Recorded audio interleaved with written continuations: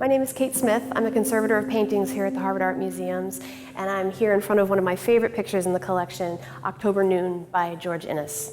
I was an intern here in 2001, and this painting was actually the subject of my research project because I wanted to learn more about late 19th century American painting, and George Inness is a beautiful example of that time. One of the things I love about this picture is how much you can feel about what he was showing us because of the way he made it. The colors are really bright. There's this really brilliant green and a bright blue sky with clouds scudding across, and the leaves are orange, so you know that it's fall. If you live here in New England, you know what that feels like, or even if you're visiting New England in the fall, you know what that feels like.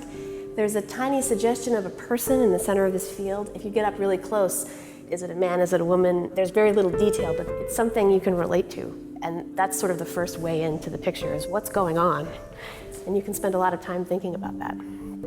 The other thing about Inness that's so interesting is that he makes these pictures that are very sort of realistic. You know what you're looking at, but when you get up close, it all kind of dissolves, and his brushwork is very loose and free and vague. As a conservator, I spend a lot of my time thinking about how paintings were constructed and why they look the way they do, what they're made of.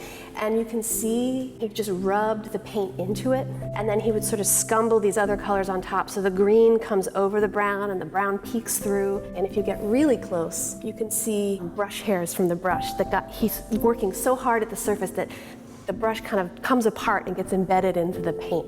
So it feels very much like he just walked away from it to me, and that's what I like about it too, is that you can feel his presence in his hand. It's just an exciting picture to stand in front of.